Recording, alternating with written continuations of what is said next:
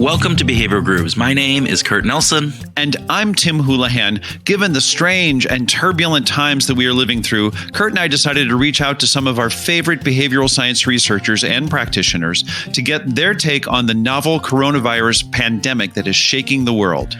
These special edition episodes will explore a variety of different aspects of the crisis and our response to each of those aspects through a behavioral lens. We know that you may feel overwhelmed by the crisis already. It seems every news story, every social media thread, every phone conversation that we have is focused on some aspect of the pandemic right now. While the news and updated information are essential, we're going to take a different tact.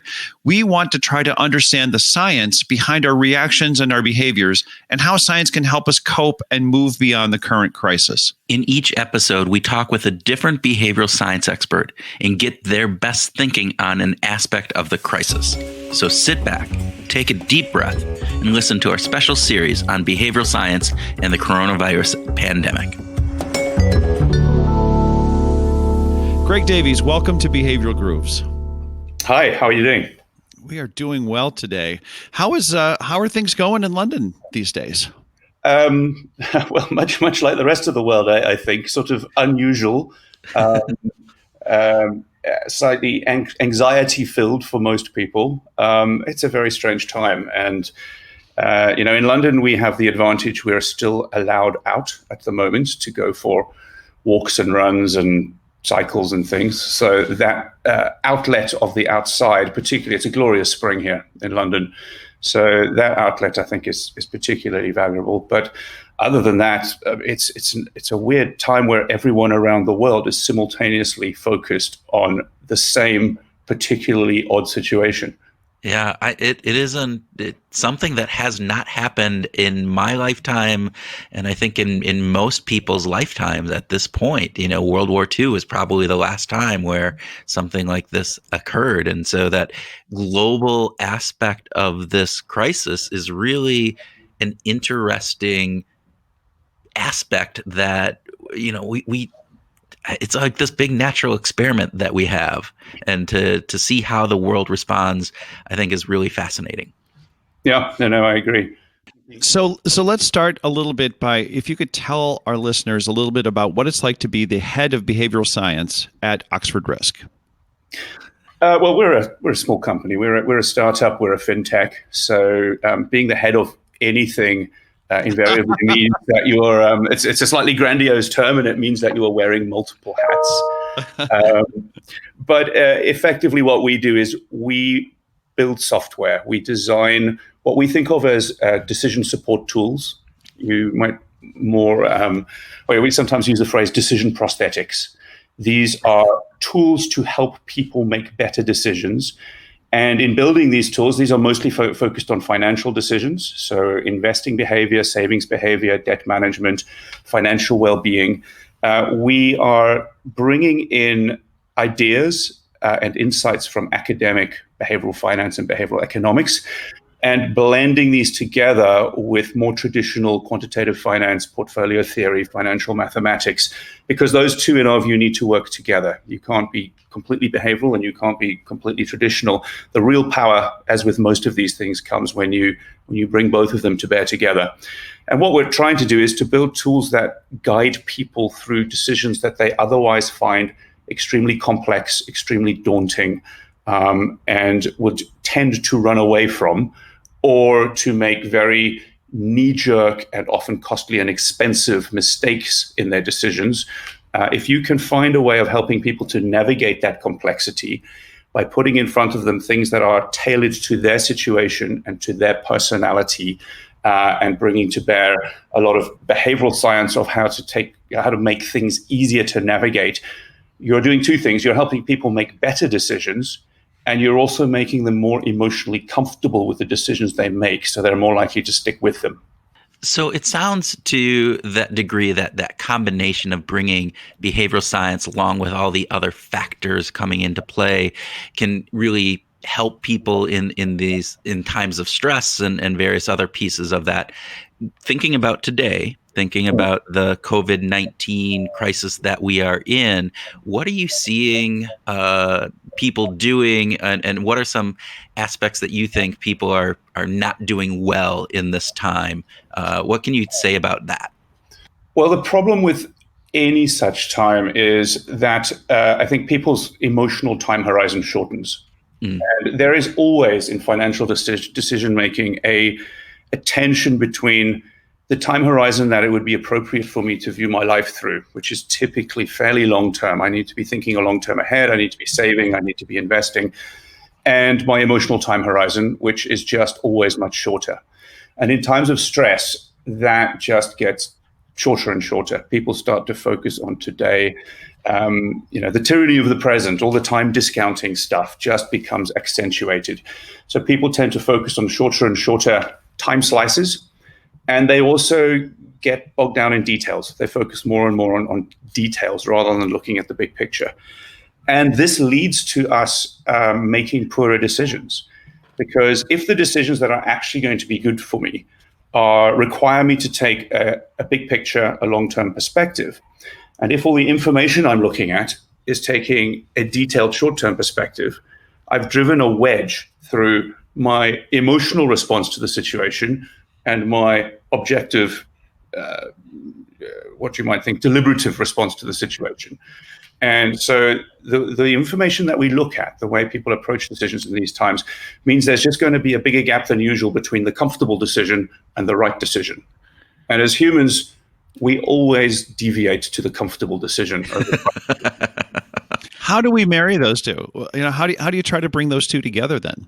The concept that we use often is there's this tension between the emotionally comfortable thing to do and the financially right thing to do, right? And traditional finance theory very often says, well, ignore your emotions, ignore your personality. That's just irrational. That's stupid. Turn it off. And you tell people what the right thing to do is, and invariably the right thing to do is extremely emotionally uncomfortable in times of stress. And then you watch people fail expensively. The other sort of side of it is we go, well, my job is just to make you comfortable. So I'm gonna take a behavioral approach, and I'm gonna make you comfortable with your decisions. What we really face here is a trade-off. In the middle, there's a question of how much emotional discomfort are you able to bear as a human, and how much are you paying for it? So I'll give you a quick example. Markets have been up and down, well, mostly down, but they've been all over the place recently. But we all know this situation that many people sell at the bottom. Why? Because effectively they run out of emotional liquidity. They run out of life is stressed. If it gets any worse, I'm going to have to sell the house, sell the car, sell the kids, whatever it may be. And I don't know that I'm going to be able to survive that. So I sell my portfolio at the bottom of the market. Now, a classical finance take on that is it's irrational, it's stupid. We told you not to do it. Don't do it again. A behavioral perspective would say, actually, there really is nothing irrational about selling at the bottom, because I get something very real and important in return. I get a sense of relief. I get rid of the fear, and I get to move on with my life. So the question is not whether it's rational or irrational. The question is, how expensive is it? Mm. As much as selling at the bottom of the market is not irrational, it is phenomenally expensive, because I've lost all the way on the way down. I then lock in those losses by selling, and I cannot go from there back to the optimism that's required for buying. I have to first go through despondency, depression, apathy, indifference. I might finally end up back at reluctance if I'm lucky. and that costs a lot of money. So the question for us is not how do I stop people from doing things that assuage their need for emotional comfort. They should be doing things that assuage their need for emotional comfort. What I need to be doing is saying, how can I help them to get what they need cheaper? And one of the ways that you can do it in these sorts of markets is, if part of the problem is I'm watching the financial press and the financial media too much, I'm seeing too much granular data, I'm seeing things going up and down on a day-to-day basis, and that is driving anxiety. It's driving this wedge between the right thing to do and the comfortable thing to do. Then I should stop doing that. I should start filtering information. I should turn off the financial media, turn off the financial press. I should delay and slow down my decision making. And these are things that we can do that will increase your emotional comfort without actually changing the reality of the situation. So you're filtering the information coming into you. You're using deliberate processes in order to slow down decision making, a pause point, a cooling off period. We all know that you should not send that email at the end of the day when you're worked up and you're angry and right. You don't shoot from the hip. And the best thing to do in many decisions in life is to sleep on it and to wake up in the morning and you've got a fresh perspective and you don't have that emotional baggage bound up in the decision. And that doesn't have to happen overnight. But anytime you are in moments of stress and crisis, tempted to make emotionally charged decisions, find a way of pausing, find a way of phoning a friend, finding a devil's advocate, doing a pre-mortem. All of these tools and techniques are ways of stretching the decision out so that the gap between the emotionally comfortable thing, the emotionally appealing thing in the moment, and the right thing has narrowed. Yeah. You talk about this tyranny of the present and this idea that we tend to fall into this trap that we now, and you're talking about sleeping on it, taking a pause, doing all of these things. Before we got on air, we started talking about the best time to plan for a crisis is actually well before the crisis happens. So how do you get people to get past that tyranny of the present and to get them to plan for these potential crises? We don't know what, we couldn't have anticipated a pandemic 6 months ago. Maybe we could have, Bill Gates maybe did, but for the vast majority of us, we're not doing that. But we know that there's going to be something coming up. So how do we get people into that mindset to be able to do the right things in advance so that when the crisis happens, they're better prepared? So the one silver lining to this, I think, is that the best time to build your resilience for the next crisis, and I use the word resilience intentionally because the next crisis won't be this crisis. It'll be different in all sorts of ways. But what will help for crises is building general resilience such that whatever happens, you're in a better position to withstand it. And the best time to do that is just as this crisis is ending. Because if we don't do it now, when things turn up and the world starts to turn rosier again and we're allowed out to see our friends and we're allowed down to the pub, we don't do it then. And this has costs, of course. So we know that, for example, sale of fire insurance goes up after a fire. Sale of flood insurance goes up after a flood. Now we can laugh at that and go, well, it's too late. The stable door is closed. The horse is bolted. There's nothing we can do about that. But if I do keep that insurance on until the next fire or the next flood, or indeed even better, if I don't buy fire insurance after the flood, but I buy general insurance after the flood, and I leave it on, then I have in fact made my situation more resilient for the next one. And it hasn't helped me for this flood or this fire. And whatever I do now is in many cases, it's a bit late to build your emotional resilience for this crisis. But we need to use this window right now to think, what can we put in place that makes us as individuals, as families, as companies, as societies more resilient to what will come next. And I think that gap that we have to do that is fairly short, because it doesn't take long for us to start feeling comfortable again before we no longer want to buy insurance. Do you think there are some specific things or some general things that come to mind that you could share with our listeners that will help us build up that resilience now, that we could do now? As you say, we've got this very narrow window. Yeah, well, I mean, I think let me stick for a bit to investing, because Fair it's where we enough. spend a lot of our time. The first thing that we can do now is, I don't know whether markets are going to go up or down. I don't have the ability to predict them. It's out of my control. So the first thing is focus on what's in your control. And what is in most people's control to some degree is not the value of my investment portfolio, it's my spending. So I can use this as an opportunity to review what I spend my money on over the course of the year, try to figure out which bits of that are more frivolous, are less important to me, are less essential, and start to figure out which of those I really need. Now, that both helps me be resilient to this crisis because it means I'm conserving my resources. But if I can start to use that as a systematic planning process to to change my behavior and realize that certain things that I was spending lots of money on aren't important to me, as important to me as I thought. That's building longer term resilience. Yeah, you're talking about actually looking back over the whole year, or in not just in the past 60 days, but actually take a look at what was I spending on before the crisis hit. Right? Is that right? Yeah, absolutely. So we want to get our minds out of this moment. I mean, this moment is what it is, and there's certain things that we need to be focused on and we need to fix.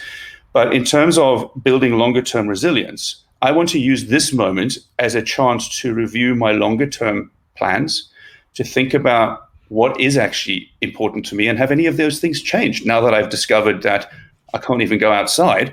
Maybe some of the things that I thought were vitally important to me in the world that was are in fact not so important to me. What have I been spending money on, and what am I likely to spend money on? So this is a chance to take stock. And the advantage of taking stock in that way is, firstly, it gets your mind out of the here and now. It starts to break down that tyranny of the present. It's deliberately putting me into a bigger picture mode. And secondly, it is, if I'm thinking about this in terms of reviewing what's important to me and long-term goals, it's projecting my mind into the future. So it's naturally narrowing this gap between the problem I'm trying to solve, how do I build resilience, and the problem I'm in, which is getting in the way of me resolving it, which is I can't see above the parapet of tomorrow. So you're talking about building this resilience up and taking actions today or immediately after this crisis is over in order to build that resilience up. When we think about resilience outside of the financial pieces, I'm assuming that this applies to that same manner, right? I mean, this isn't just about your financial well-being. This can be about your emotional well-being. It can be about how you operate your business and other facets of life in general. And I don't think there's a question there, but I think it's just a general statement. And just any thoughts on that? Well, yes. I mean, in a crisis like this, in fact, particularly in a crisis like this, the financial crisis of 2000, 2008, 2009 was a financial crisis. And even there, that had huge knock-on effects on many people's emotional health and mental health, et cetera, because financial stress leads to other forms of stress. And these things bleed out. Now, in this crisis, it's not just a financial crisis. We also have the social stress and the emotional stress and the health stress, et cetera. Yeah. So even in crises that are not about health, good health is something that makes you resilient. Even in society, in crises that are not about social connection provides you with resilience. So these are things that say, if I want to build resilience, it's not about planning to second guess the universe and go, I'm going to pick the next black swan, or it's about building very, very genuine resilience. And I think there's an implication here for businesses and corporates a lot, particularly perhaps in financial services, but I don't think exclusively, is there is a little bit of the fetishization, if you like, of optimizing. We will optimize this. And we will, as a business, try to make sure that we do the maximum amount of things with the minimum amount of resources. And if what someone is doing is being duplicated by anyone anywhere else, then we'll stop that from happening, and we'll save money by firing one of those people, and we will consolidate, and we will make our organization as lean as possible, optimizing. Now, the problem with that is any optimization automatically, as a side effect, makes you more fragile. Because at some point, one of those people you've just fired, you've got two people who have a redundant position in an organization, and you've gone, costed me money. What I've done is I've gotten rid of that, and I've made my life more efficient in good times. And then suddenly that person gets ill in a crisis like that. And now I have not a problem just with that person's job. I've got a problem because that person's output is an input into all sorts of other things. So I think that this cult of optimization is itself a big problem in our society and in organizations, because we deliberately sacrifice resilience for efficiency. Yeah. And in good times, we don't feel that that's a cost. We don't feel that that's going to cost us anything. Yeah. So if you like, this version of it's insurance, right? By having redundancy, deliberate redundancy in my organization, by having deliberate inefficiencies in my organization, is a form of paying insurance against the stuff that I can't see coming around the corner. Yeah. In the United States, and I don't have the exact figures of this, I know the number of hospital beds per capita is super low compared to the rest of the industrialized world. And part of that is because of exactly the things that you're talking about. That's a for-profit model, and they're optimizing, making sure that they have just enough beds to cover what would typically happen. And so in a crisis situation like this, you are stuck behind this curve of not having enough ventilators and enough beds and enough of the other aspects and components in order to get through a crisis like this in better shape. And now we're rushing to try to fix that. And to your point, those aspects of inefficiencies, sometimes they cost us in good times, but you're really setting yourself up for success, or at least to be able to withstand these crises. And these crises happen. I mean, the thing is that we can be Pollyanna about this and go, well, it won't happen. We just had 10 years of stock increases, that have been the longest run, whatever it has been. But we know at some point that is going to end, and there is going to be something that happens. And I think too often it goes back to your time horizon that we talked about, and organizations can get stuck in that time horizon, short-term, myopic looking as well. Yeah. And in a financial context, the big free lunch of investing is something that many people see as costly, which is diversification. Why would I put money into stuff that I don't think is the best bet for me to put my money on? Right now, exactly. Yeah. And diversification is seen as a drag on performance and a drag on cost, because I've got these great models that are hyper optimized to pick the best investments. But they're only picking the best investments under the assumption that the basic parameters of the world and the universe, the political landscape, remain the same. And the minute that shifts, those are no longer my best optimal investments. And therefore, diversification, again, is a form of insurance that builds resilience. And I think we can apply that to ourselves as well. If you are the person who through your life has specialized and become the deep expert in the one thing, and that's all you ever do, there may come a time when nobody wants that thing anymore. and so diversification, learning multiple skills, being deliberately multidisciplinary in your approach, these are the things that make us resilient in the course of our careers and our lives. Building general strength and health and emotional well-being is something that takes work and it's costly, away from other things we might want to focus on just for the momentary pleasure and joy of it. But these are things that will stand us in good stead at some point. Well, and isn't there something anthropological about this when it comes to adding value to the tribe, right? We want to be able to be valuable to the tribe so that in tough times the tribe might accept us or take care of us as individuals. And a multidisciplinary approach is actually a good hedge against the tribe taking care of us, as opposed to excelling in just one single area. Yeah, I agree. Of course, as our societies have gotten bigger, and there's a need for specialization. We can't all be simultaneously a neurosurgeon and a rocket scientist, right? So people do have to specialize in something, and we need those specialists. We need those experts. Well, you can be the head of behavioral science for a behavioral finance firm and be a board chair for Sound and Music, a national charity for new music. So there is some multidisciplinary aspects to your life.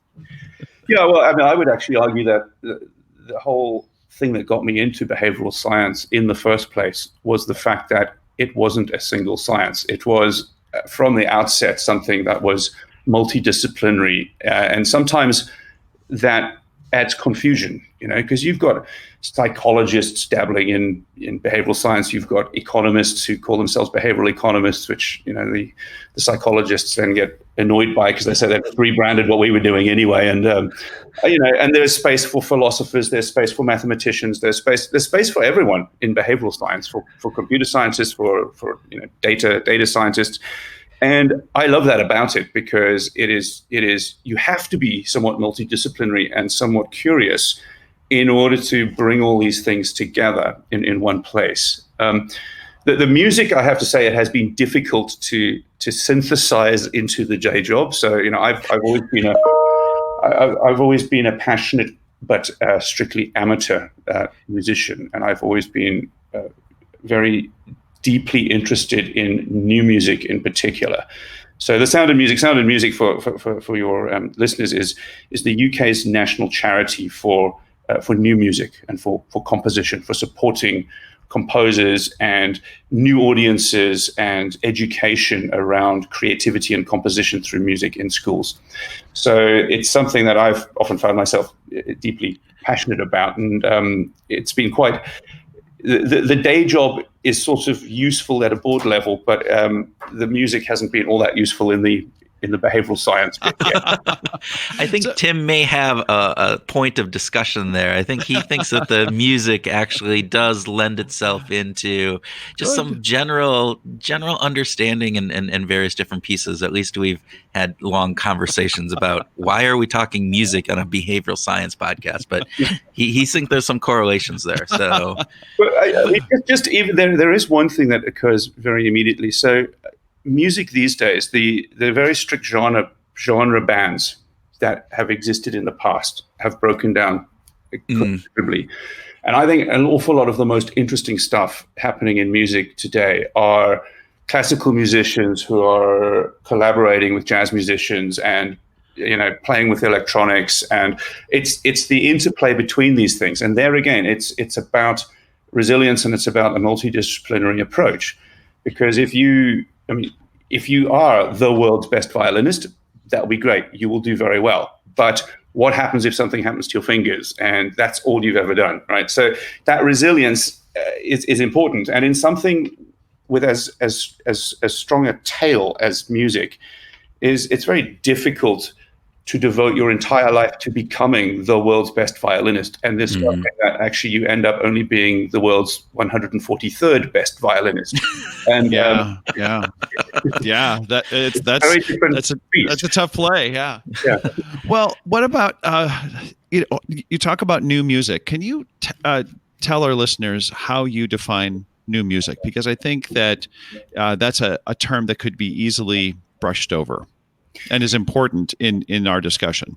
Yeah, and you would be, well, perhaps you wouldn't be surprised, but the amount of time that we spent discussing that in the organization. But we are deliberately genre-free, as it were. So this could be traditional notated classical music. It could be jazz. It could be free improvisation. It could even be sound art. So visual artists playing with things that involve sound in sculptures, etc. So we have a very deliberately broad view of what new music is. But what is at the heart of it must be, it is about the creative process. And so as much as I love traditional composers and performing that, this is not about performing things and interpreting others' works. It is about the process of creativity and generation of new things. And of course, as an organization, we are a charity, so we are particularly supporting composers who are working on often more experimental and less commercial type of things. So people who are focused very much on the stuff that isn't mainstream pop or mainstream music. Yeah. It's interesting you talk about this cross-pollination between, the different genres and various different pieces. And I will go to a local artist, Dessa, who I'm a big fan of, who is a rap, hip-hop kind of person, and she has done a couple different things now with the Minnesota Orchestra, where they're collaborating on these new pieces of music, or taking her music and bringing the orchestral component into it. And it's really fascinating because it brings a different. It switches the sound for both of them. And I think that really adds to this piece. And going back to your general resiliency aspect and this idea of also behavioral science being this multidisciplinary aspect. Tim and I have done some work with Carnegie Mellon, and one of the interesting pieces about the decision sciences department there is the diversity in their group. I mean, they have classical economists, they have your psychologists, they have a rocket scientist on as part of their faculty. They bring in a multidisciplinary aspect, and I don't see that necessarily in other aspects of academia. We have another friend of ours that we talk about who actually left academia because he was in the business school, and it was literally like, do not talk with those people over in the humanities because you are part of the business school. So I think there is something to be said to bringing that multidisciplinary approach, even as you think about organizations in building resilience.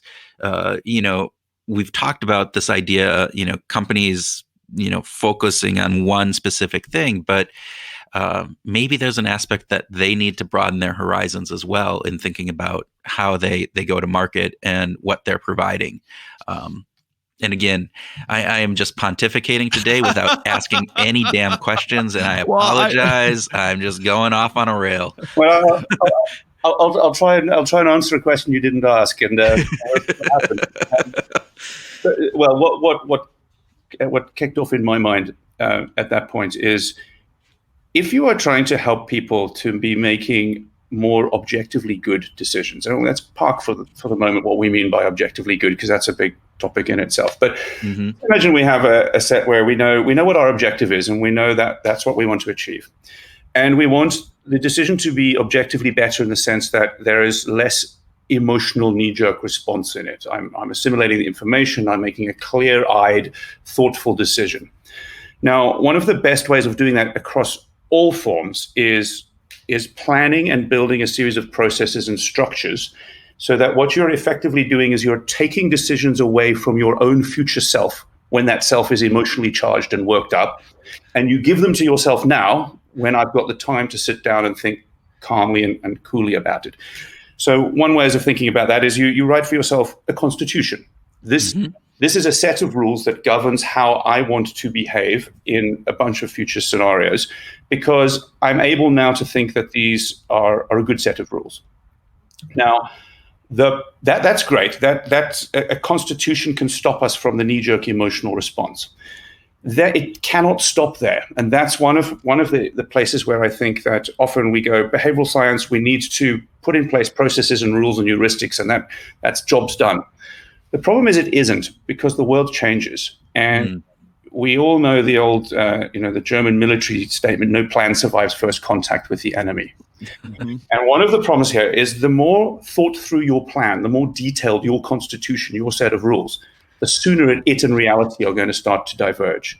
So we need not only to have a set of rules, we also need a process for how we evolve those rules over time and how we adapt, because that is the point where most of us get most stress. I could have gone into this crisis with a very clear set of rules of how I'm going to live my life, and I think that I have removed the emotional stuff from that problem, because I've built the set of rules that govern how I am going to behave in this world.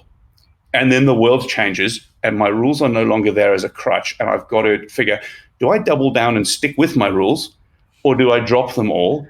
And which ones do I drop? So that process of being able to evolve your rules as the world changes, I think is a difficult one. And we tend to lurch for one side or the other. Either I go, I'm not going to bother to prepare for the future, I'm just going to do what feels emotionally right at the time.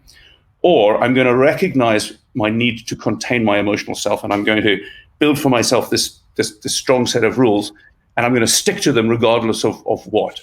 And we see that in corporate strategy a lot. We see, the CEO will go out and they will spend 6 months or 9 months planning, creating this big corporate plan. And the plan is deemed a good plan insofar as it's got more lines on the Excel spreadsheet and more stakeholder checkpoints and more KPIs.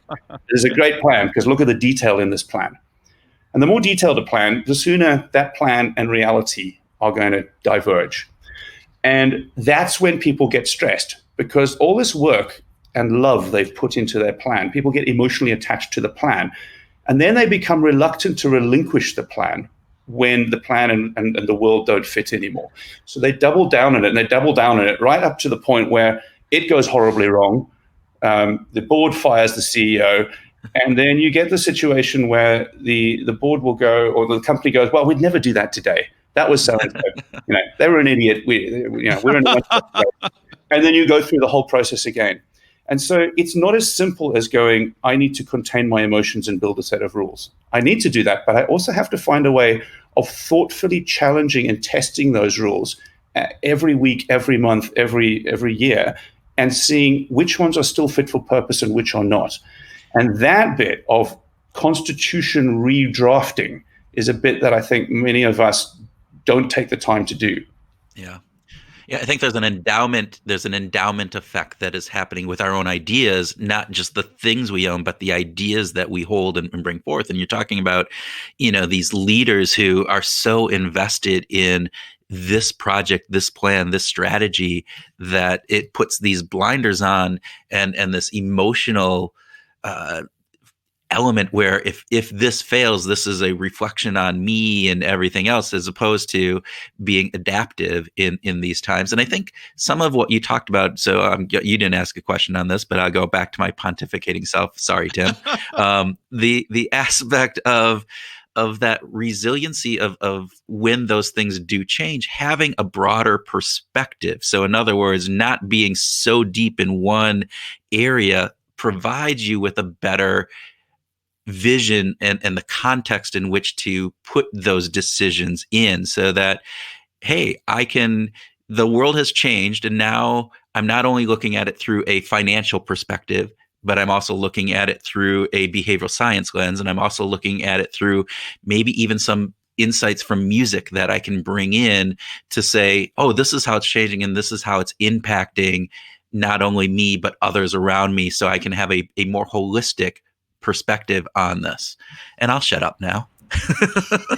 It's just occurred to me that there's a whole link here that had not occurred to me at all before, which is the nature of improvisation as being exactly this decision making. So, I need to practice, I need to prepare, I need to construct the riffs I'm going to go back to, I need to learn my scales, but I need to be able to adapt to the environment. And what you're talking about is some form of resilient improvisation in our lives and in our decision making. So you're right, there's always a parallel. Absolutely. Well, and of course, the musical stuff I think is a great way of thinking about it. Kuhn Smets talked about this improvisational symphony, like this idea of trying to find a world, trying to figure out in the world that we live in, where we have all these players doing everything that they need to do, that is somewhat scripted, but also improvisational, and has the ability to adapt. And I also just want to bring up something that we talked about with Alessandro Del Ponte, who is an economist who's working with political issues. And he talked about the philosophical differences between sort of a deontological approach of saying the rules that we're going to live by need to be absolute, and these are the rules that we're going to live by, versus a more contextualized philosophy that says we're going to have to adapt those rules to now. And it sounds like what you're saying, Greg, is that we really need to focus on the contextual elements of what's going on, because the world continues to change. Is that fair?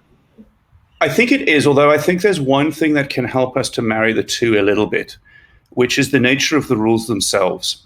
So if the rules we are following are very specific and very detailed, then you're kind of going, I'm giving these things a value that's going to make it very difficult for me to change them when the time comes.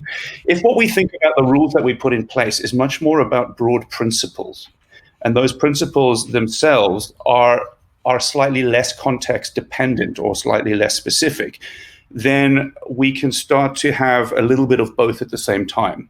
So I think the context is important. And one of the things that is vitally important is, and this is why I'd sort of push back, because it's not all context, but one thing you should never, ever, ever do is change your rules to push through a single decision at the point. All right.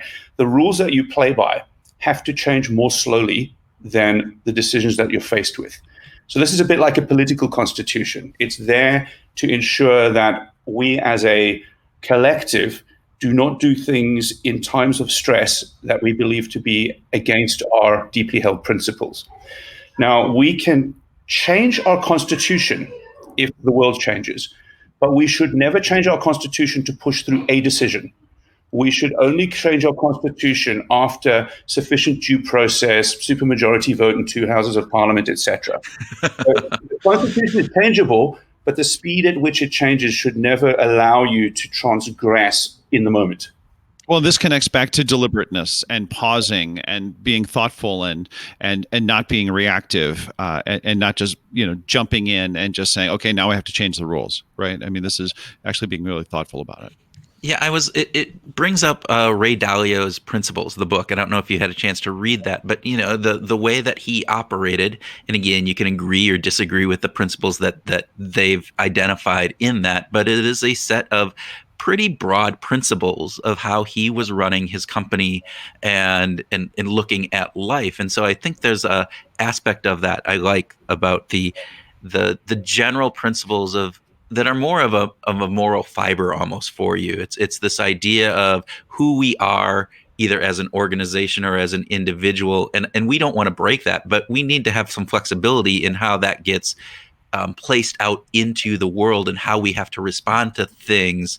So it's not down to thou shalt never chew gum, right? It's something much broader about, I don't know, that was a bad example that I'm now trying to draw a larger parallel to, but you get the drift, right? There is this aspect of things that are general that will build us and hold us true to who we are and what we want to be.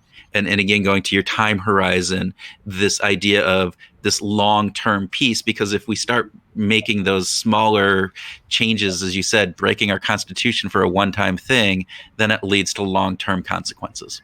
Yeah. It goes back to the resilience story. Very precise and specific rules to govern very small corners of my behavior in a specific circumstance are fragile, because there will always be a circumstance where it's appropriate for me to break those.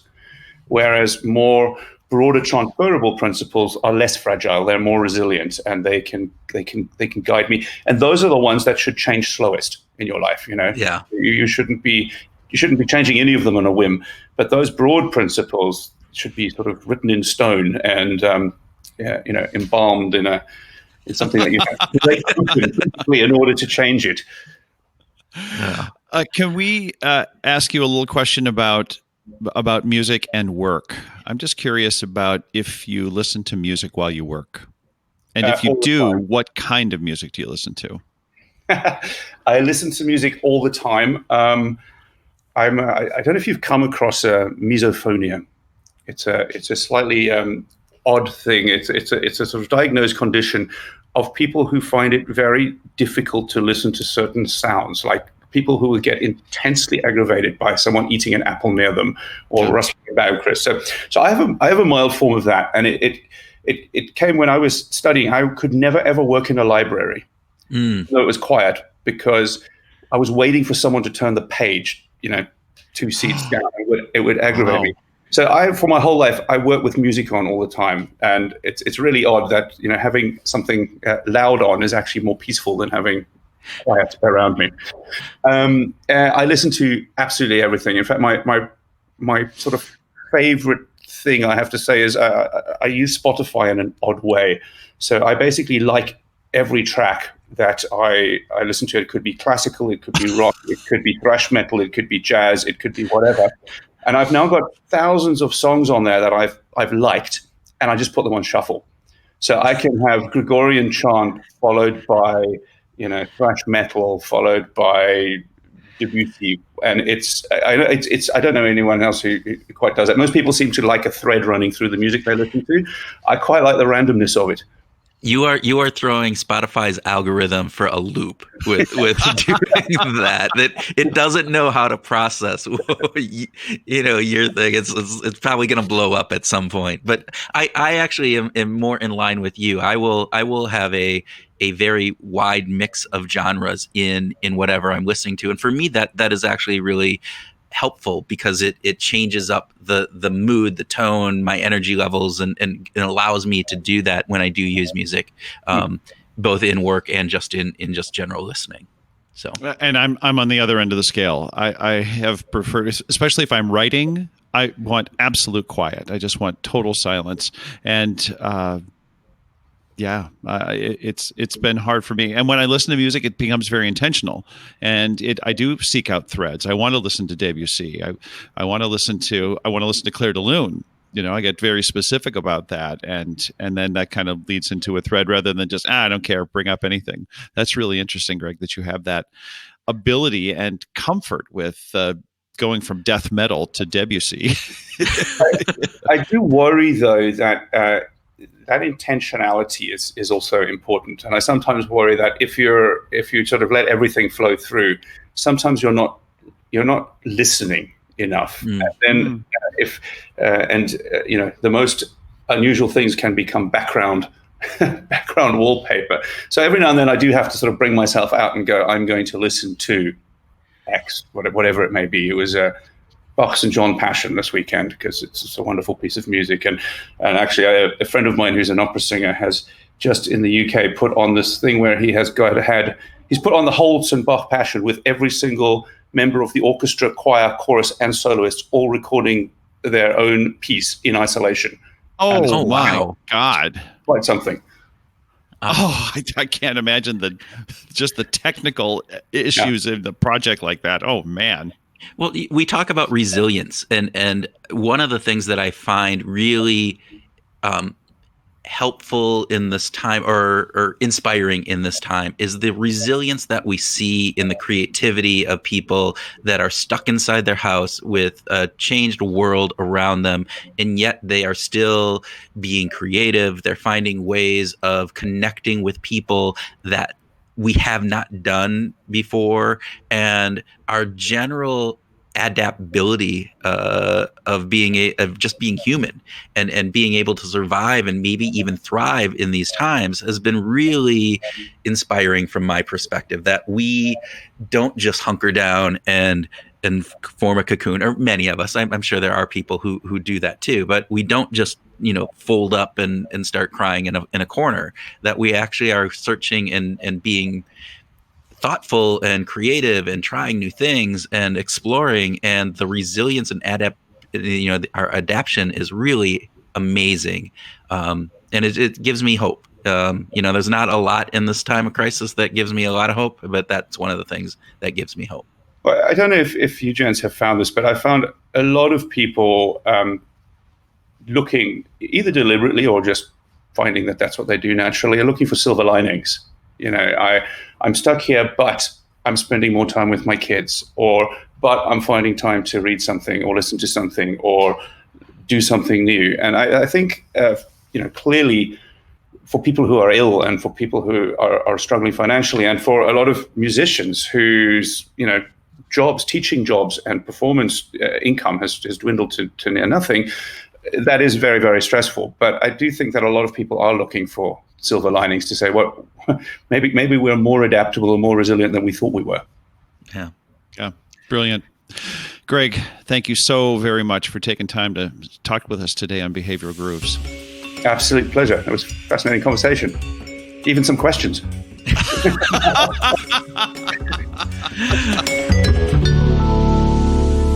Welcome to the special edition grooving session where Tim and I groove on some of the ideas and concepts that were inspired by our conversation with Greg. All right, Tim, what inspired you? Well, first of all, it's always great to talk to somebody who is both so musical and so deep into behavioral science. That just was really cool. Honestly. You like that. I do. I know you like that. Well, he's my tribe, so I just really dig that. But okay, let's start at the beginning. The emotional time horizon shortens under stress, and we need to pause. Yeah. Right. Yeah, I mean, so we have all this decision-making stress, right? And that we're willing to, we're going to focus on the tyranny of the present because that's all we have. It's like right now, I have to just deal with right now and not think about the long term. And there are all kinds of problems that come from that. And yeah, and we know from neuroscience that when we're under stress or in a fearful situation, our prefrontal cortex thinking gets inhibited. So we tend to rely more on what we've always done in the past or on an emotional gut system one reaction to those types of situations. So it doesn't allow us to actually even think that long-term future piece or to put two separate concepts together. Yeah. We tend to focus in on the details. We don't focus on the broader picture.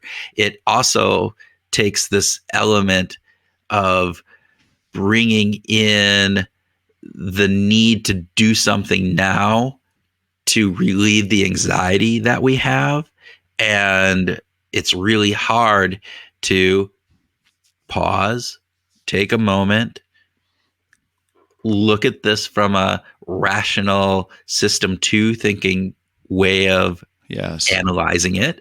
Right. And going, okay, let's be thoughtful on this response and let's think about this as to what's going to happen. No, we go, oh my God, we got to make a decision. The markets are crashing. It's all going to go to hell.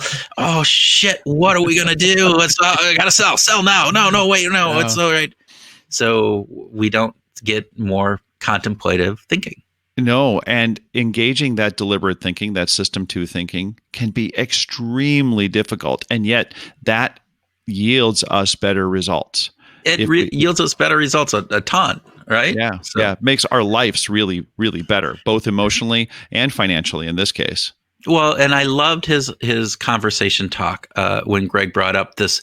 We do the emotionally easy thing to do versus the financially sound piece, right? Yeah, that was a great example. And he talked about how much emotional discomfort can you bear and how much do you have to pay for it. And I like the idea where he talked about, selling at the bottom of the market. All the economists say that's irrational, it's stupid, it's dumb. All the financial planners do the same thing. But he said from a psychology perspective, from a behavioral perspective, you're satisfying some angst that you have. And so that part, you're actually satisfying some pieces of it. You really are. Yeah. It's just costly. It's very costly. So you're paying a premium to feel comfort. And paying a premium in the market. You're paying with money to just feel better. And that I thought was really interesting because it changes how we look at this and go, yeah, there's a value in me not waking up in the middle of the night worrying about things. There's a value of not having cold sweats because I'm worried the market's going to fall further and I'm going to not only just not be able to buy the new boat that I wanted, but I'm going to actually lose the house that I live in. Those irrational thoughts that go through our head, but they have a real consequence.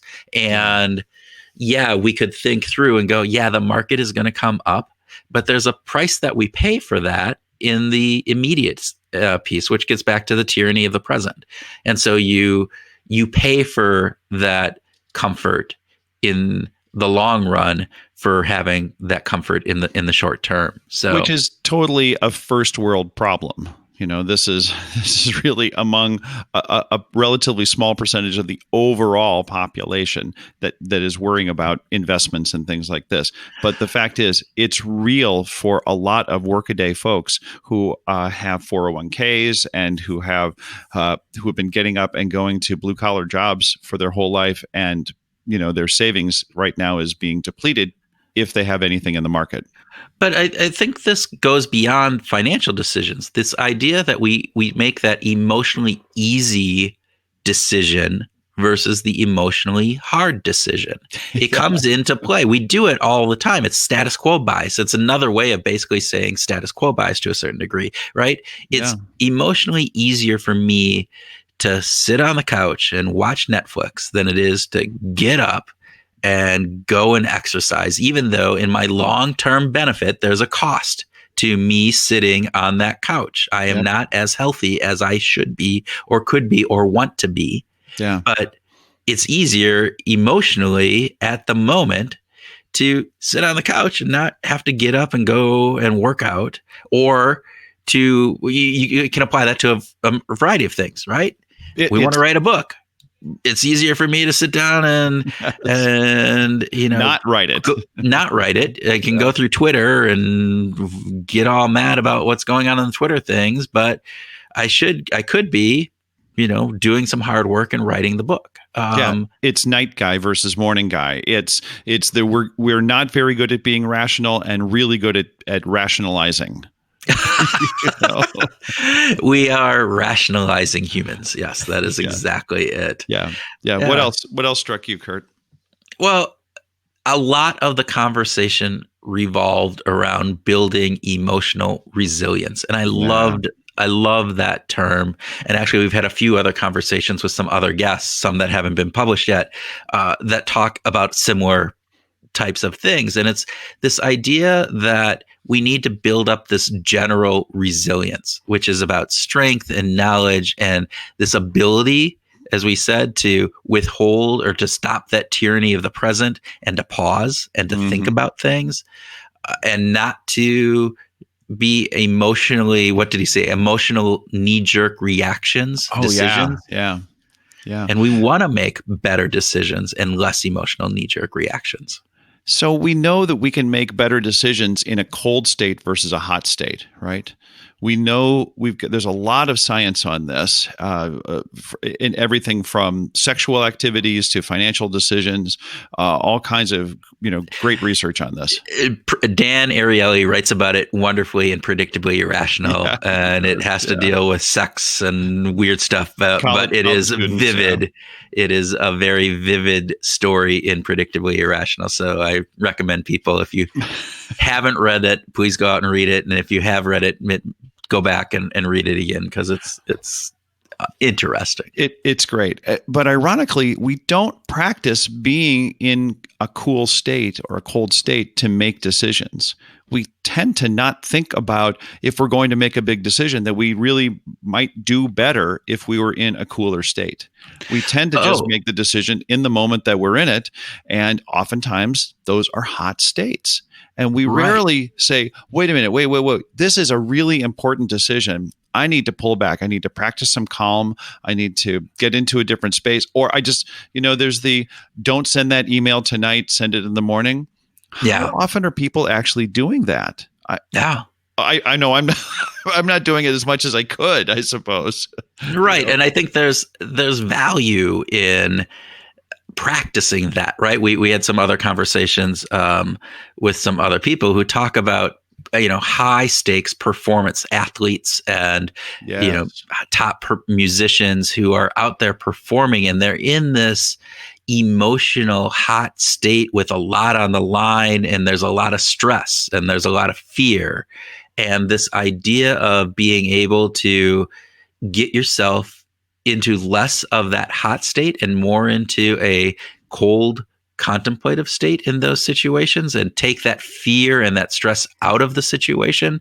Talked about how you can practice that. And it's about practicing those techniques to calm yourself down, your mind down. And I think that's one of these things.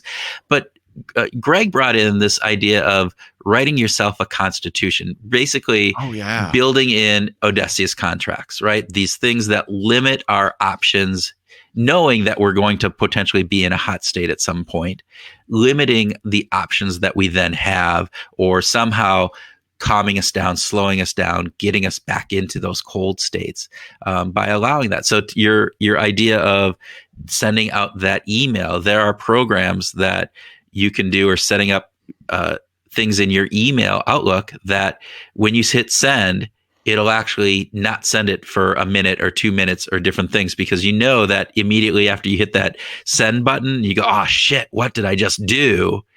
But there are there are things that you can go out and have it. So you hit the send, and then you have that feeling and you go, oh crap, wait, I need to stop that. And you can, because the actual email system hasn't sent out that email. It Right. waits a minute or 2 minutes. Yeah. And so there are different things that you can do from that perspective in order to get yourself into those more contemplative moments and not be reactionary. He also talked about something that's really important to me when I think about goal setting and having plans. He said, it's not so much about having a super detailed plan, but it's about having enough flexibility. And we've talked about this with other guests as well. And it fits really nicely into the work that I've done on researching goals, and how we need enough specificity to be able to sort of visualize or kind of lock into what that story is and where we want to go. But we also need to be gentle with ourselves and be willing to be flexible with that. So, Right. if I want to climb Mount Kilimanjaro, that's great. If that's my goal, and I've got a specific time frame and maybe a whole plan to train toward that. But I also need to be willing to say I might not get there in the time frame. I might have overestimated, how well I will be prepared at a particular time. I might need to push the trip back. There's not a bias about thinking that we're going to accomplish things sooner than we typically do or faster, is there? There's nothing like that. You bring up a really good point, right? This idea of, and we talked about principles, and what are those principles that we have that shouldn't be as fluid, but the specific things. And he brought up the idea that the German motto or whatever, that, no plan survives first contact with the enemy. Yeah. And that we have to be flexible, right? Because the world changes. The environment that we are in changes. And particularly as you think about, all right, so preparing for a response to the next crisis. We don't know what that next crisis is. And we can have a set of rules of how we respond, but we also have to be flexible to say the world may be a whole different place, and that crisis is going to be vastly different than whatever crisis, potentially could be vastly different than whatever crisis we've ever experienced before. So those rules may not apply. They may actually be intuitive, not counterintuitive. They may be a negative response as opposed to a positive response. So yeah. I thought that was really That's important piece of this, but really making sure. And he talked about improvisation. And I thought that was a way of thinking about this, right? If you're in an improv group, you don't know what's coming next, but you've practiced enough to build up this repertoire of being able to go with the flow, the yes and do it fluidly and do it appropriately, but not knowing exactly how. You have an overall goal, but you don't know exactly how that goal is going to be achieved. Which goes back to conversations we had with John Sweeney or Kuhn Smets. Those guys, really emphasize the power of improvisation and how life really is about improvisation. We're kind of always making shit up, to some degree. Every single moment of every single day. At least me, I am. I know. But for the most part, it's much easier to make something up if we feel like it's contiguous with the status quo.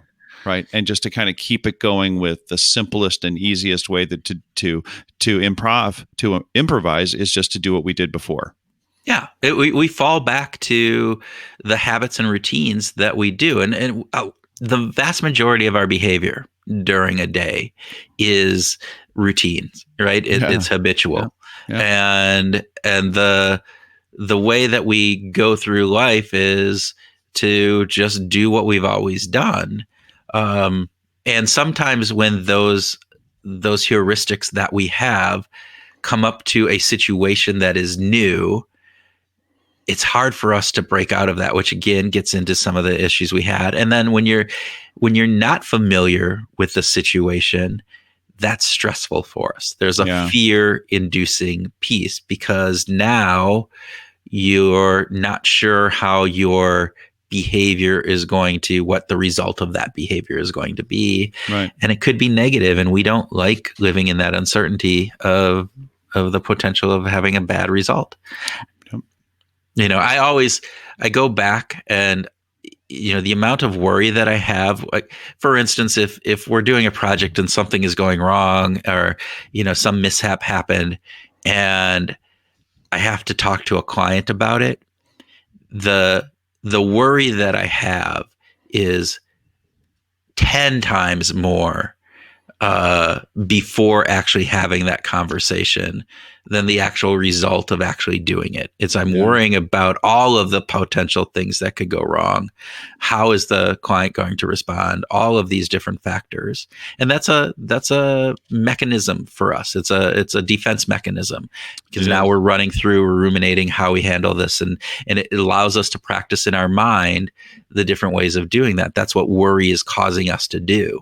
It's causing us to go through the potential options and potential ramifications of that, but it causes us pain and worry.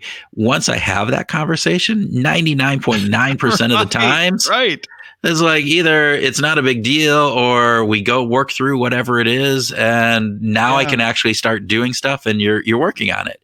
But I think that gets into this to a certain degree as well, is we tend to, because so much of these crises are about the unknown, that's the painful part of this. Yeah, and wouldn't it be easier to have in the short term, wouldn't we like to have the emotionally satisfying and rewarding experience of not having the conversation?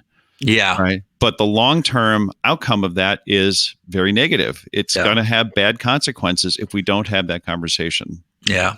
Yeah. All right. Those were pretty great.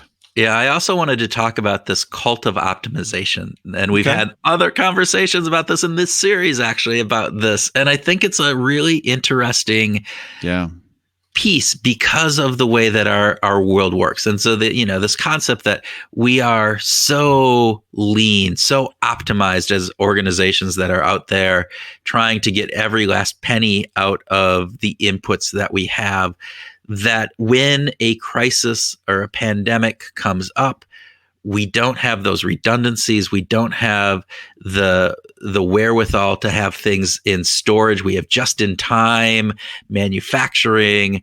Our supply chains are so dependent upon every other piece of that supply chain that if there's one hiccup in it, everything breaks down. In normal times, that's perfectly fine because you don't have those hiccups. In times like this, it's really horrific. Yeah. And how do we overcome that? Yeah, right? I had a conversation with an economist yesterday, and we were talking about this optimization issue and the lack of redundancy as being problematic. And the economist said, we can't go back because the laws of economics are just what they are. We are going to need to return to higher levels of profitability. And the only way that we can do that is with lower costs, because consumers are going to be unwilling to spend more. And I understand the argument. I'm certainly familiar with it. And there's a part of me that feels like I don't want to just accept it as is. Yeah. I want to try to think about this from the perspective of, could we change the social norms around what is acceptable for profitability and what is acceptable for redundancy within an organization, and the way products get created, and just-in-time manufacturing, and all these kinds of things that we've had these conversations with other guests.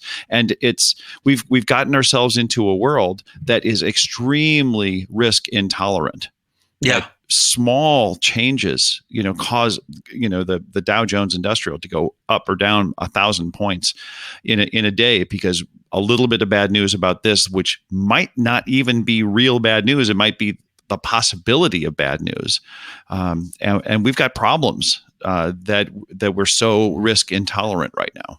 Yeah, I fear that, to your point, that once this crisis is done and everybody's talking about some of this aspect, and we're going to go back to that normal. But I wonder if just thought experiment, right? You think about hospitals and this for-profit hospitals and how they've optimized the number of ICU beds they have, because in any normal situation, which again happens 99% of the time, if not more, you don't need those extra beds. But when a situation like this happens, you having those extra beds is really vital. And so do you prepare for that? Because if you build those extra ICU beds or buy those extra ventilators or have those extra masks on hand, there's a cost to that. And you're being judged in the marketplace by your profitability. And the marketplace, to your point, is going to, hurt you because you're not as profitable as that hospital just down the road that's not doing that. And even beyond that, internally within the hospital, people are getting bonused and incented on meeting certain financial numbers. And the more that you can increase that profit, the more that you are going to get paid probably. And so you have an incentive, you have that extrinsic motivation to optimize and to create the lean and not have that extra ICU bed in place for these moments. And that's a hospital situation. So is there a policy perspective on this that gets into place? Because we know that, hey, lives are at risk here. And that may be taking place in some of these types of industries that are vital. And maybe it doesn't happen in auto manufacturing. Maybe it doesn't happen in computer software.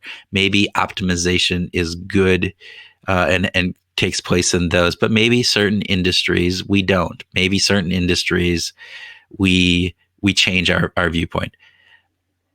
I don't know. I don't know the answer. I'm hopeful again because I think there are some elements that we should have redundancy, that we should maybe build a little bit of slack into our systems, both from a manufacturing kind of thing, but also from productivity. We're trying to eke out every last ounce of productivity from the people. Yeah. And that has a cost to it as well in the long run that, again, we're paying for through increased anxiety and stress and a variety of other negative psychological factors that maybe we don't have to.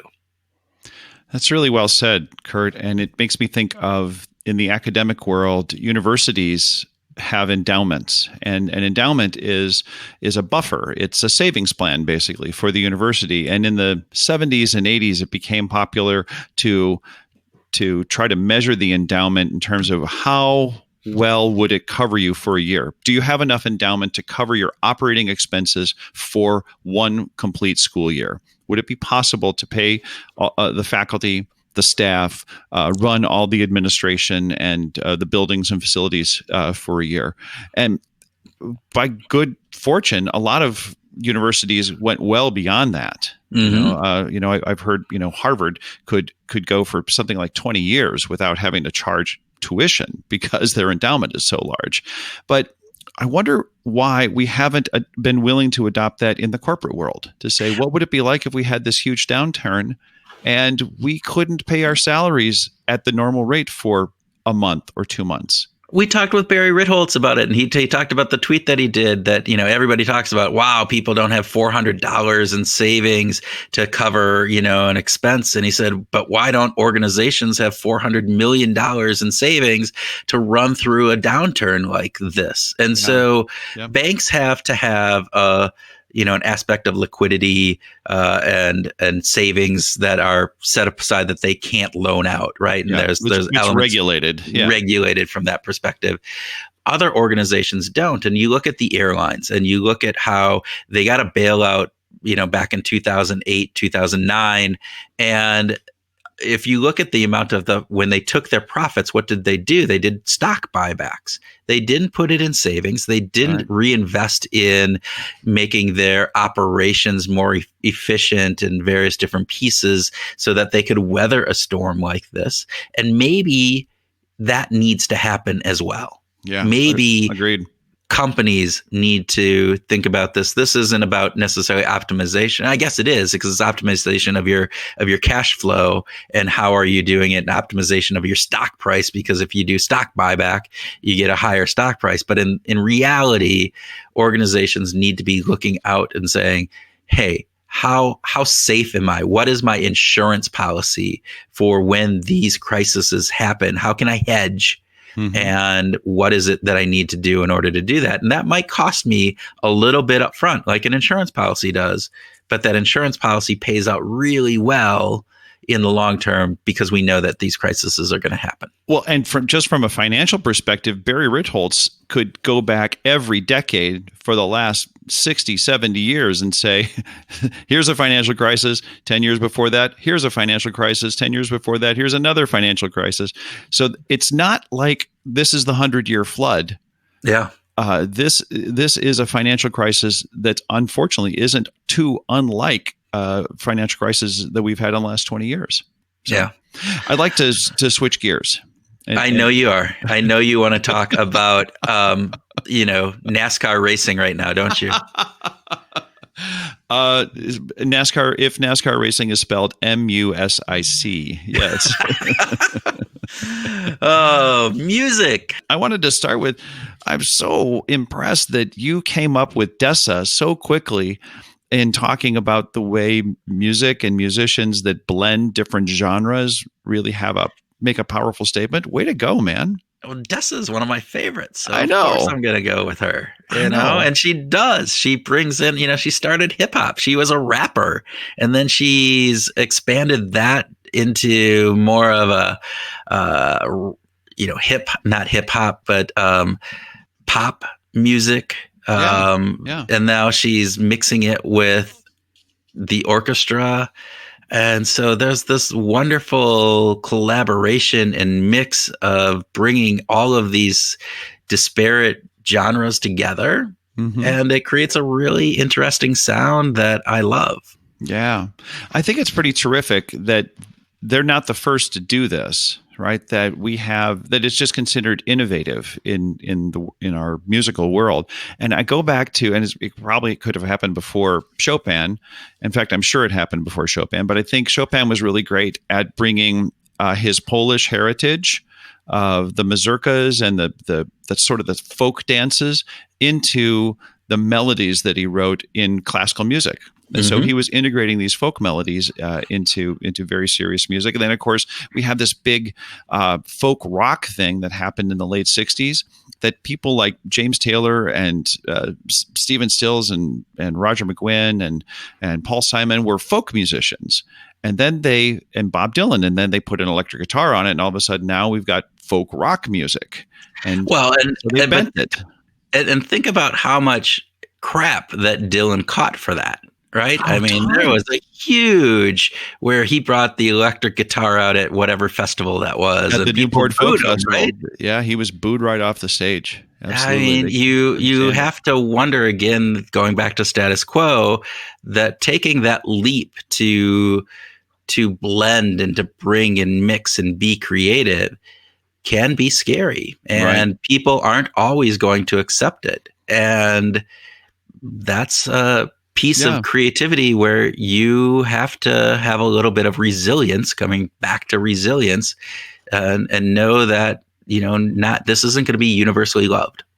Taylor Swift took a lot of grief in recent years to try to move from country to pop.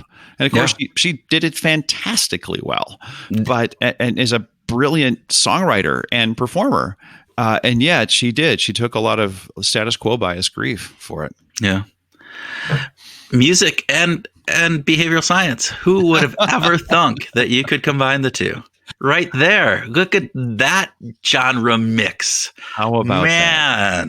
Yeah. That is just crazy. How creative would that podcast be if somebody took behavioral science and cross-pollinated it with music? Man, why doesn't somebody do that? Yeah, send me a note if somebody does that, because I'd love to see what that is. All right. Well, we have gone on long enough with us just talking, but hopefully you found this interesting. If you did, please let us know. If we talked too much and went on too long, let us know about that too. We love hearing from you. Reach out to Tim or myself on Twitter or LinkedIn, or go out to Behavioral Groove's website, behavioralgrooves.com, and leave us a note there. If you did enjoy this, please share it with a friend. We would greatly appreciate that. And again, thank you for listening. Thank you for listening to the special episode of Behavior Grooves. We hope that you found it interesting and insightful. If you liked it, please let others know. We think that the topic is important, and maybe we can help in educating people about how behavioral science can help us all out in this current craziness that we are going through. Also, please let us know if you have any thoughts or ideas that would be helpful or that we could share. You can reach us through the Connect tab on the Behavioral Grooves website at www.behavioralgrooves.com or through Twitter. I'm at T. Houlihan and Kurt is at What Motivates. We really do love hearing from you, and this topic is one that spurs lots of emotions and thought. As part of our mission, we want to expand and inform the community of people who think about positively applying behavioral science to life. One way that happens is through leaving reviews.